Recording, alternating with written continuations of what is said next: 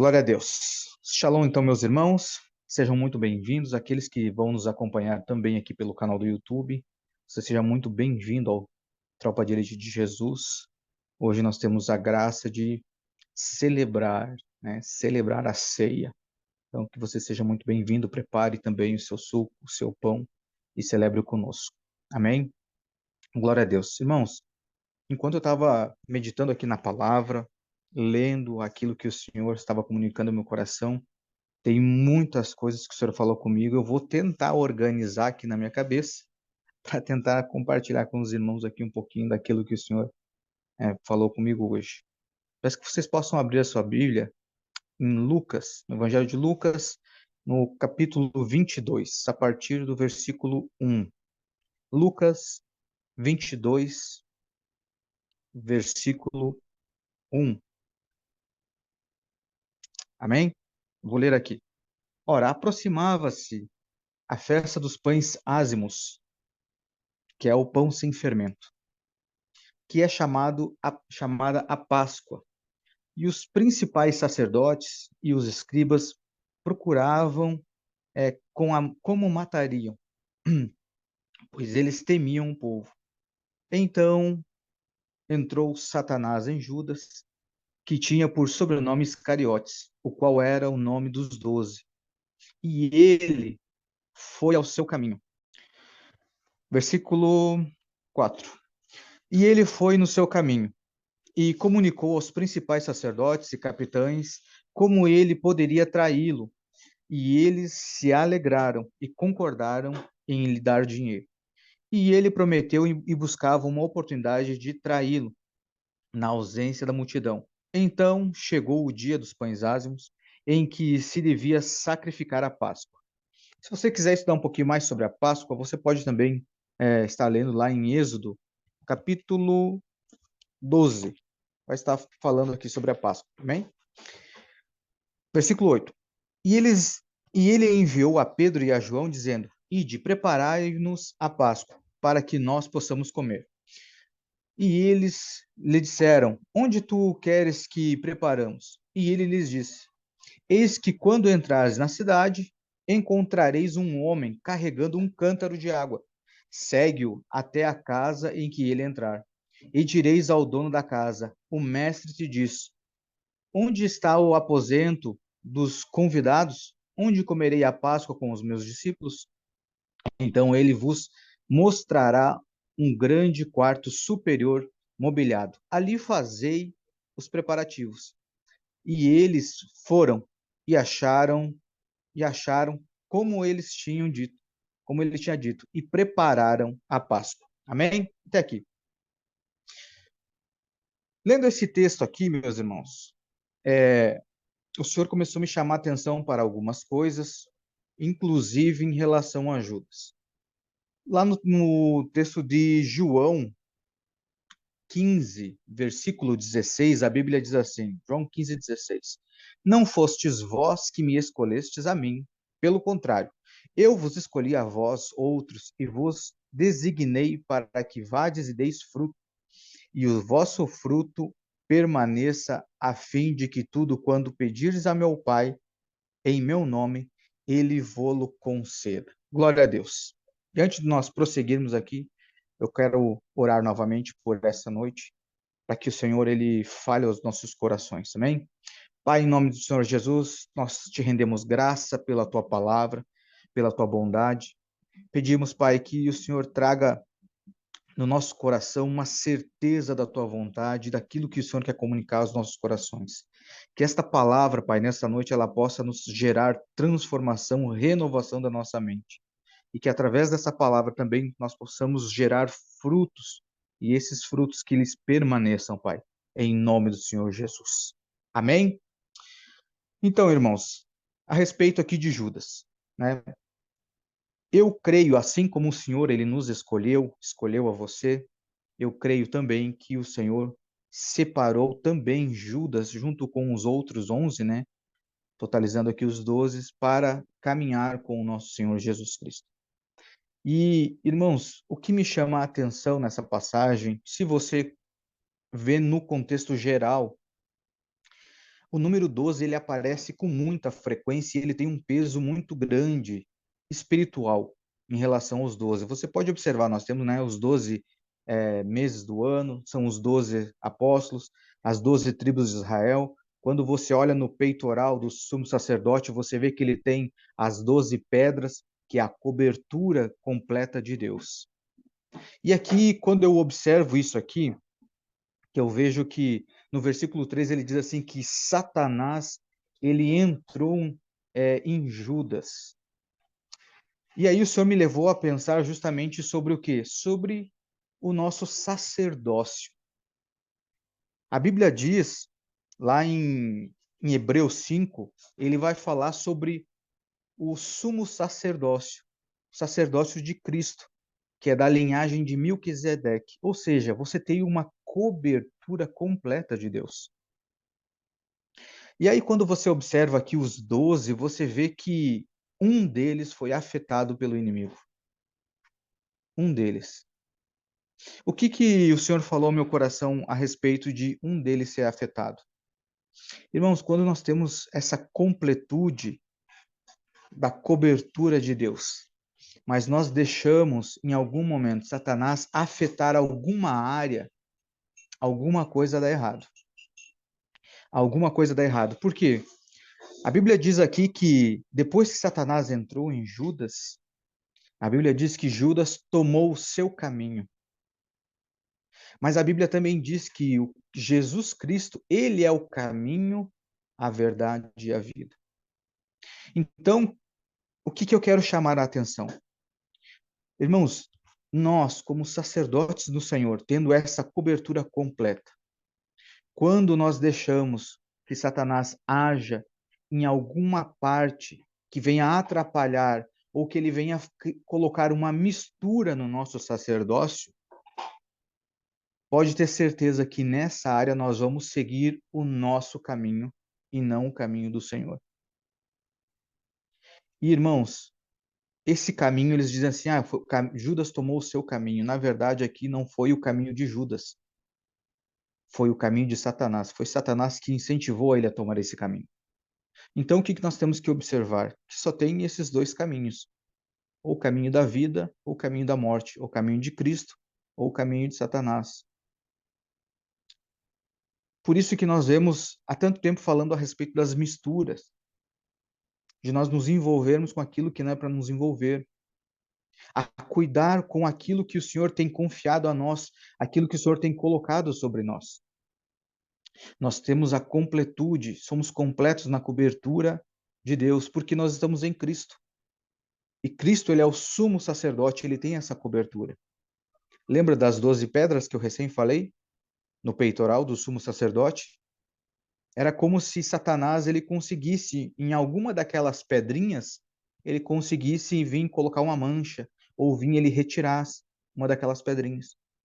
E eu não sei aqui quem estudou conosco a respeito de Lúcifer, vai lembrar lá do texto de Ezequiel, Ezequiel 20, capítulo 28, onde que o texto fala sobre a cobertura que o anjo tinha, que ele tinha toda a cobertura de Deus. Mas quando você vai ver a relação das pedras, que dá a total cobertura, você vai ver que algo estava diferente.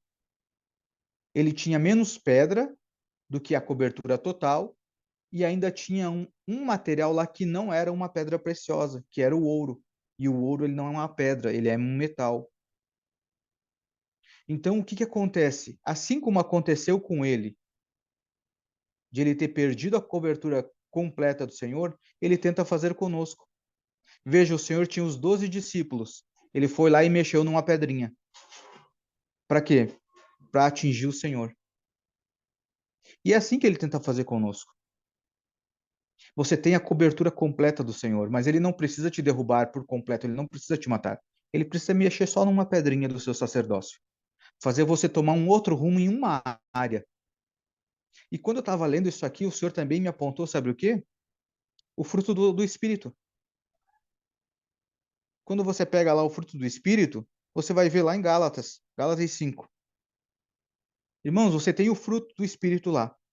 Quando você não consegue manifestar um deles, vamos supor aqui o domínio próprio, ou o amor, é para você amar a pessoa. Mas você, ai, não consigo dar a minha vida por essa pessoa. Eu não consigo fazer por essa pessoa aquilo que eu preciso fazer. Irmãos, você está tomando o seu caminho, não o caminho do Senhor, porque Ele manda você amar. Ele não está dizendo assim, ó, se você quiser, você ame. Não. Está dizendo assim, ame o seu próximo. Quando você decide não amar, você está tomando o seu caminho. Como hoje a nossa irmã ministrou hoje à tarde sobre o perdão. Quando você decide não perdoar, você está tomando o seu caminho. Assim como Judas. E só há dois caminhos, o caminho do Senhor e o seu caminho, que você sabe que você... Amém? Então que a gente tenha isso fixo na nossa mente. Essa completude da cobertura do Senhor que nós temos que blindar com o nosso agir. Nós temos que agir de acordo com a vontade do Senhor. Porque não adianta nós falarmos assim, eu sou sacerdote de Deus. Ok, você tem um sacerdócio, mas adianta você ter um sacerdócio e você não usufruir, você não fluir em tudo aquilo que um sacerdote precisa fluir? Se você ler aqui sobre o sumo sacerdote, ele que fazia a expiação do pecado pelo povo. Mas a Bíblia diz que os sumos sacerdotes eles tinham que também fazer por eles. Eles tinham que cuidar daquilo que eles estavam fazendo também. Então, irmãos, nós vamos fazer também pelos outros, mas nós temos que cuidar também de como que nós estamos conduzindo esse sacerdócio. Como que nós estamos cuidando dessas 12 pedras que foi confiada a nós. Essa cobertura completa que nós temos através do nosso sumo sacerdote Jesus Cristo. Amém?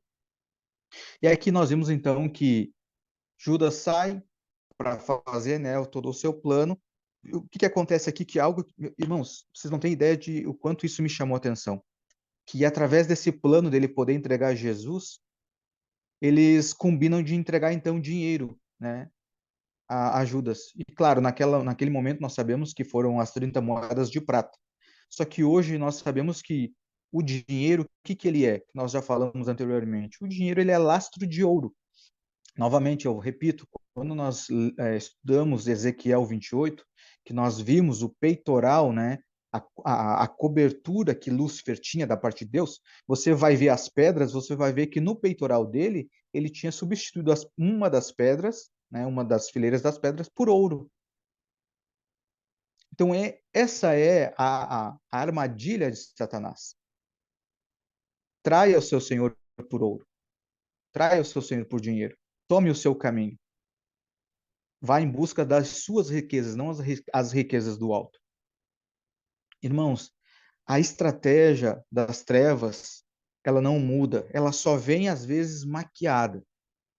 Vem uma leve modificada, mas a estratégia é a mesma.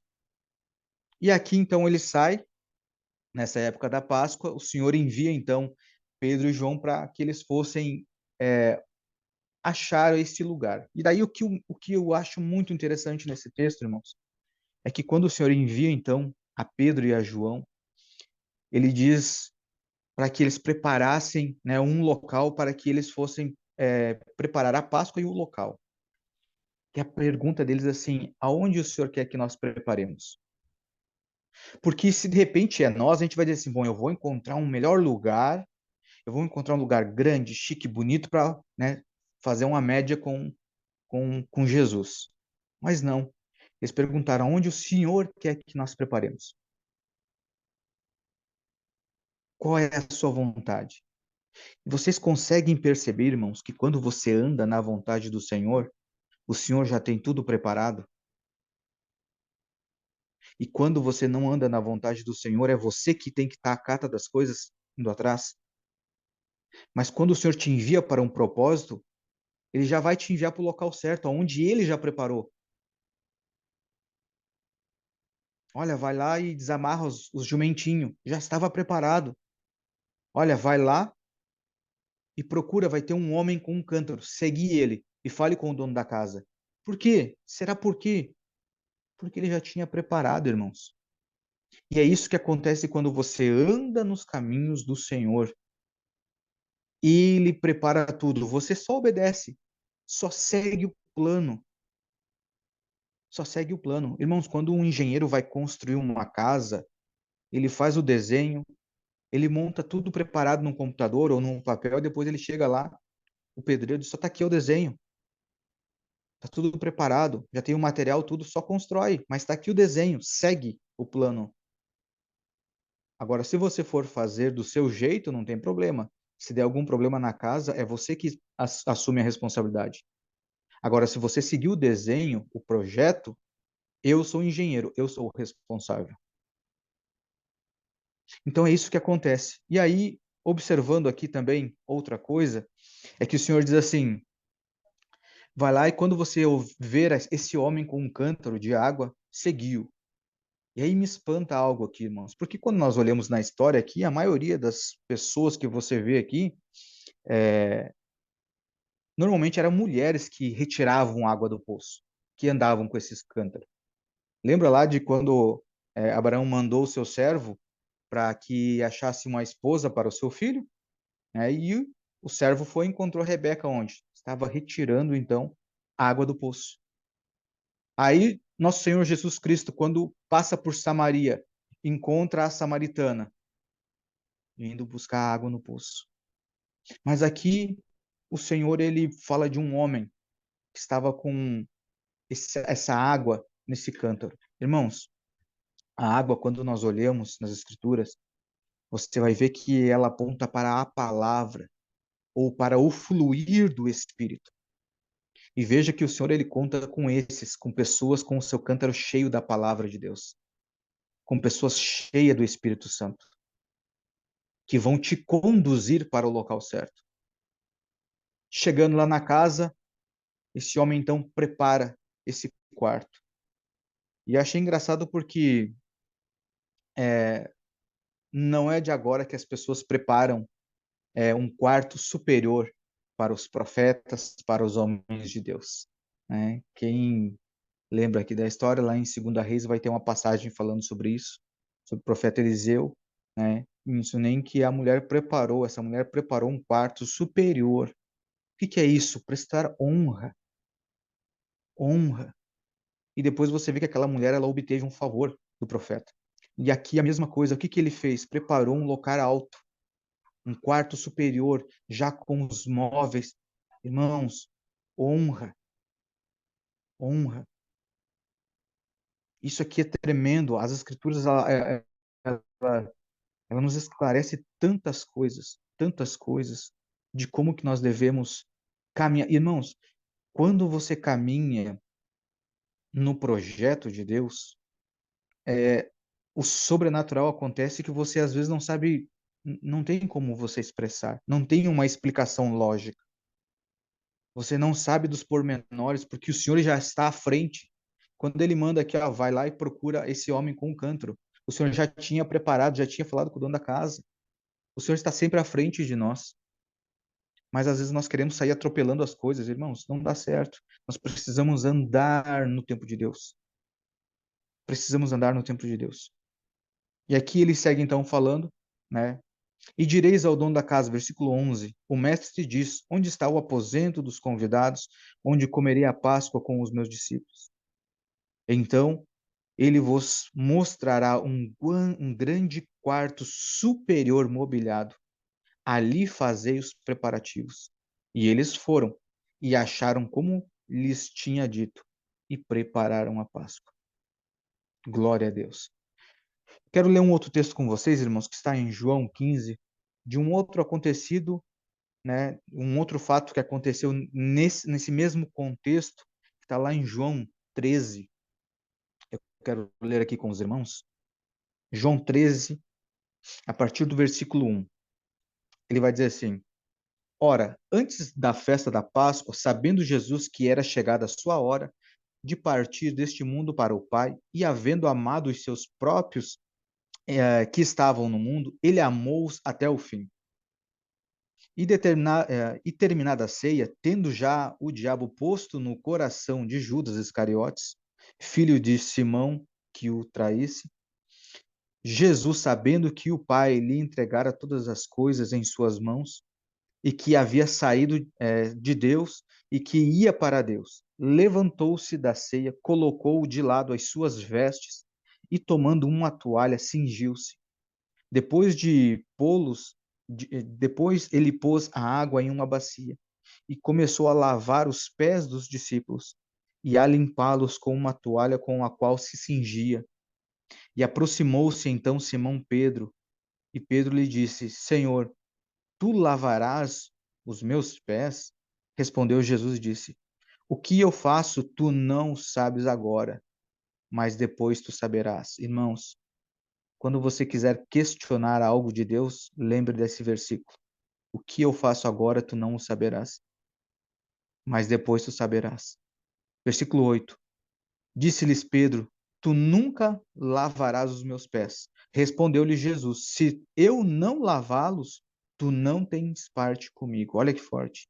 Disse-lhes Simão Pedro: Senhor, não só os meus pés, mas também minhas mãos e a minha cabeça.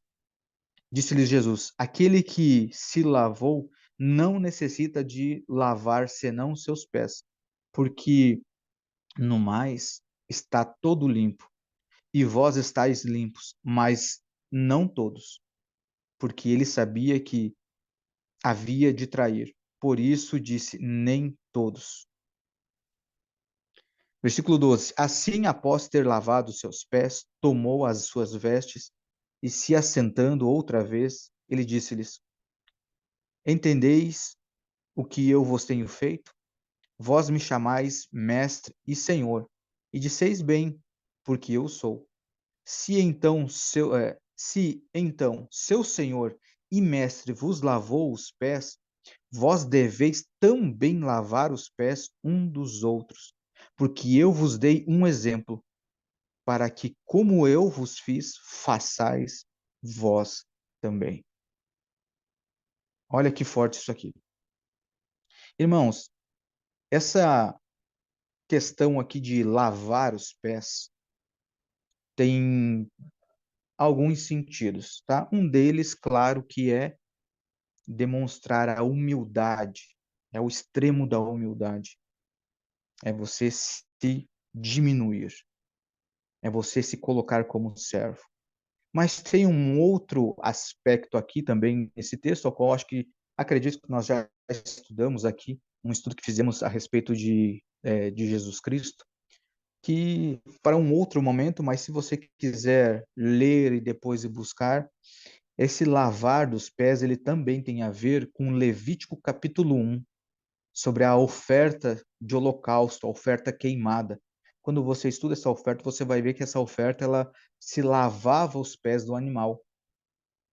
Normalmente essa oferta ela era feita para consagração. Então você vai ver que quando fizeram consagração dos utensílios do templo, as roupas do sumo sacerdote, até pelos sacerdotes, o sumo sacerdote e os seus filhos, foi feita essa oferta. Ou seja, quando o Senhor Jesus lava os pés dos discípulos, ele estava consagrando também os discípulos, fazendo com que eles fossem oferta queimada, ou seja, consagrando eles para aquele propósito. Só que você vai observar que aqui, quando eles tentam lavar os pés, não lavaram os pés de Jesus, mas quando você lê um pouco antes, é que você vai observar que teve uma mulher que ela enxugou os pés de Jesus com lágrimas, mas ela derramou um óleo sobre a cabeça de Jesus. O que ela fez? Preparando o corpo dele para a sepultura. Então, tudo tem o seu procedimento, tudo tem uma forma de ser feito as coisas. Por isso que o Senhor falou aqui para Pedro: se eu não te lavar os pés, você não tem parte comigo, porque esse ato que ele estava fazendo fazia parte do processo para que ele pudesse realizar o seu propósito. Aí depois ele vai falar aqui também: ah, mas então o senhor pode me lavar, né, o corpo inteiro. Ele disse: não, você já está lavado.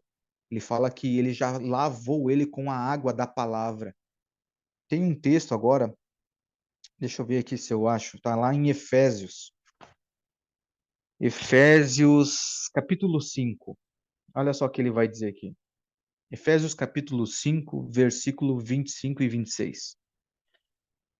Marido, ame suas esposas, assim como também Cristo amou a igreja e a si mesmo se entregou por ela, para santificar, purificando-a com a lavagem da água pela palavra. Ou seja, maridos, amem as suas esposas, assim como Cristo amou a igreja. Então, o que que Cristo está fazendo com a igreja? Santificando-a. E ele está purificando a igreja e lavando ela com a água da palavra. Por isso que ele fala para Pedro: não, você já está lavado, só necessita lavar os seus pés para cumprimento do propósito. Mas você por dentro já está sendo lavado, limpo pela água da palavra, pela palavra a qual eu tenho te pregado. Deixa eu ver que tem um outro texto que vai estar falando sobre isso. João, João capítulo 15, é um pouquinho para frente ali daquilo que nós estávamos lendo. João capítulo 15, versículo 3. Ele diz assim: ora, vós já estáis limpos pela palavra que eu vos tenho falado. Então aqui era isso que ele estava falando, Pedro, não preciso te lavar a cabeça e as mãos, não, você já está limpo pela palavra que eu tenho te pregado. Mas é necessário que eu lave os seus pés. Por quê? Para cumprimento de propósito. Você é uma oferta de holocausto. Você é uma oferta queimada. Isso tem a ver com o propósito. Por isso que ele diz agora, o que eu faço agora você não entende, mas futuramente você vai compreender do que se trata. Amém? Esse é um aspecto. O outro aspecto é o que nós já havíamos falado antes. Aqui o Senhor ele acaba falando sobre ser um servo, servir.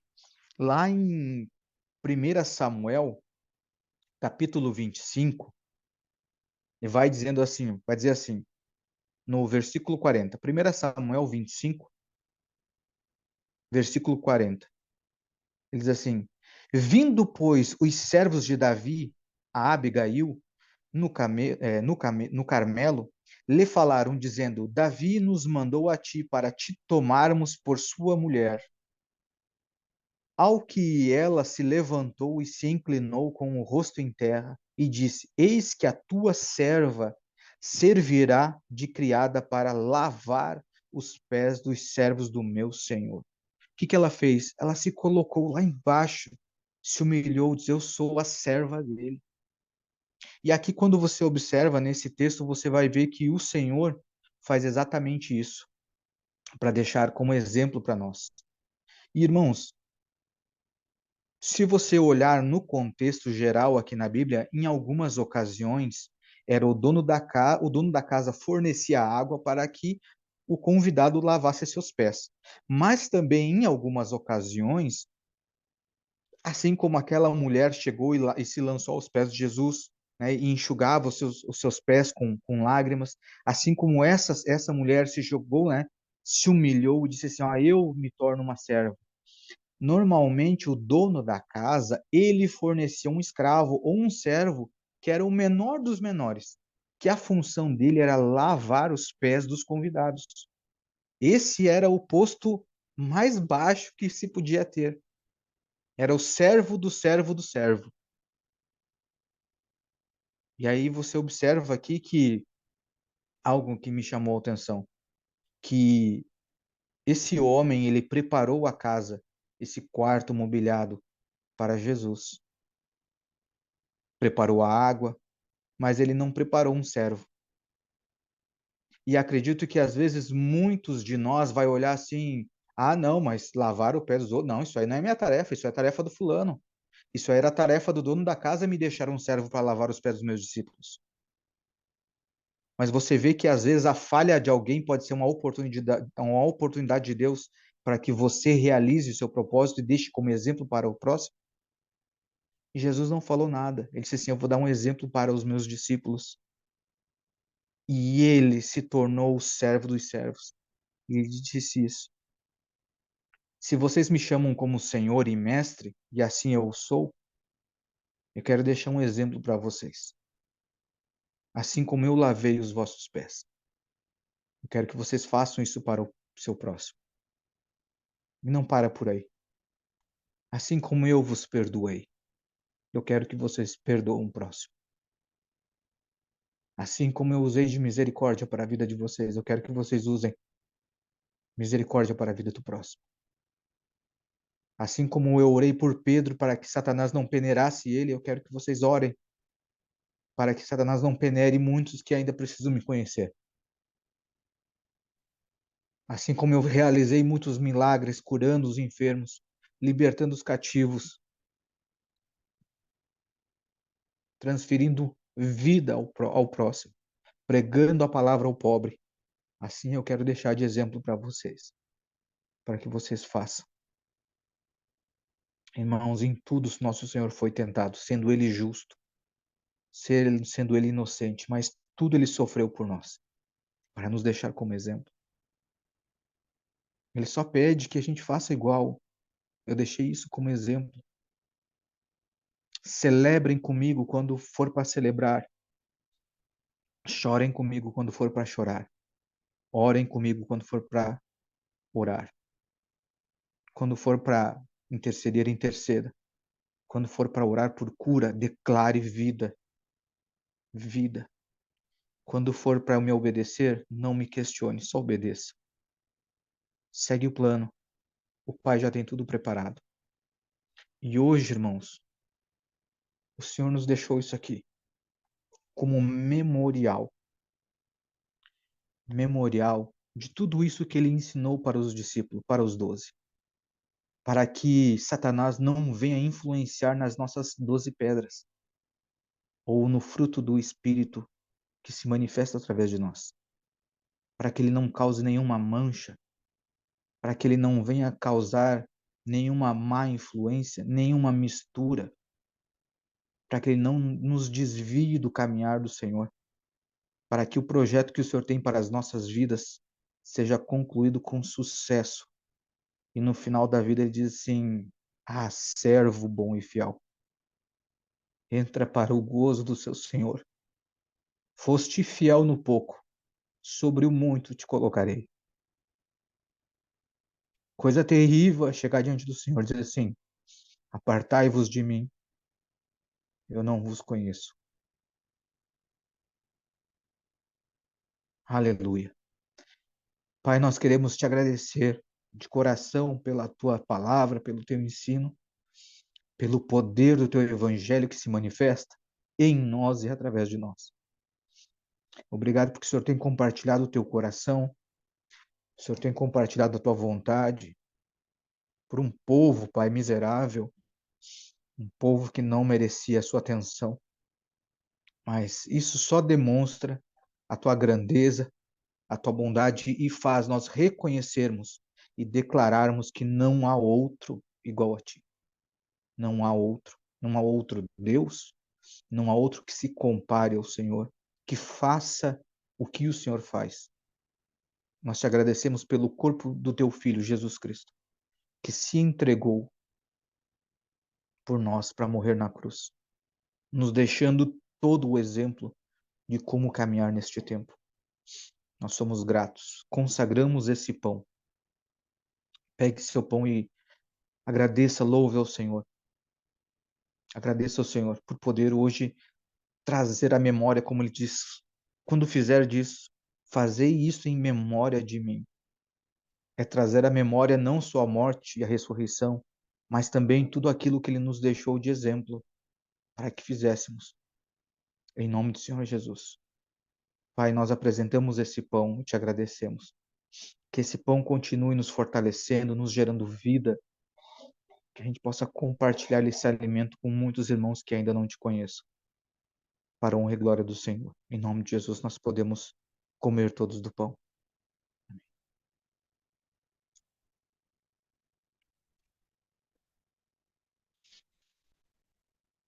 Glória a Deus. Glória a Deus.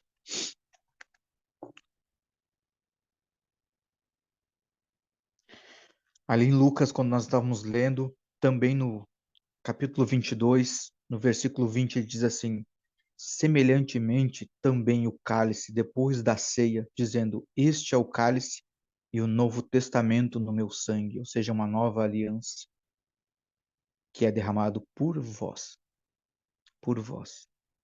Irmãos, toda aliança ela espera algo de nós. Quando nós fazemos uma aliança, sempre tem algo ligado a essa aliança. Quando o Senhor fez uma aliança com Adão no jardim, ele só disse assim: você pode se alimentar de toda árvore, mas da árvore do conhecimento do bem e do mal dela não comerás, porque se dela comer, certamente morrerás. Esse era o preço da aliança, era obedecer e não comer. No Antigo Testamento nós tínhamos os mandamentos, tínhamos a lei. Esse era o preço dessa antigo pacto, antiga aliança, era obedecer toda a lei. E agora nós temos um novo pacto, uma nova aliança, ao qual o Senhor Jesus estabeleceu também algumas coisas para que a gente acesse essa aliança. Crer nele, mas também continuar fazendo aquilo que ele fez, porque ele disse: as obras que eu fiz vocês farão maiores. Esse é o preço da aliança, é você imitar a Cristo em tudo. Pai, nós apresentamos o suco da videira, o puro suco da uva que representa o sangue do teu filho derramado na cruz. Nós te agradecemos porque através desse sangue foi o qual nós alcançamos a liberdade em Cristo. O Senhor nos comprou, nos lavou com o sangue de Cristo, pagando por todo o pecado. Nós te agradecemos, Pai, pela tua graça e pela tua bondade. Te pedimos perdão, Pai, por o teu filho precisar passar por isso para nos resgatar. Te pedimos ajuda para que a gente cumpra com toda a tua vontade nesse tempo, sem te questionar, mas obedecendo e sendo fiel em tudo. E que através das nossas vidas o teu nome seja engrandecido, seja honrado e glorificado. Em nome do Senhor Jesus. Podemos todos nós participar do cálice.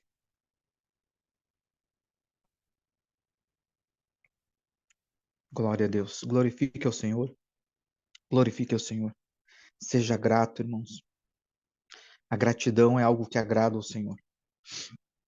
Gratidão, obediência, isso agrada ao Senhor. Pai, nós te louvamos pela ceia, nos alegramos no Senhor, porque sabemos que o Senhor é perfeito em tudo que faz. Nos ajuda, Pai. Nos ajuda a ter a nossa mente transformada e liberta, que a gente possa sair do cativo ao qual o Senhor já nos libertou. Nos ajuda, Pai, a seguir no teu caminho, não no nosso próprio caminho. Que a gente faça a tua vontade, não a nossa vontade. Nós somos falhos e necessitamos de Cristo. Necessitamos do poder do teu Santo Espírito para nos conduzir, Pai, nesta terra. Em nome do Senhor Jesus. Amém. Glória a Deus.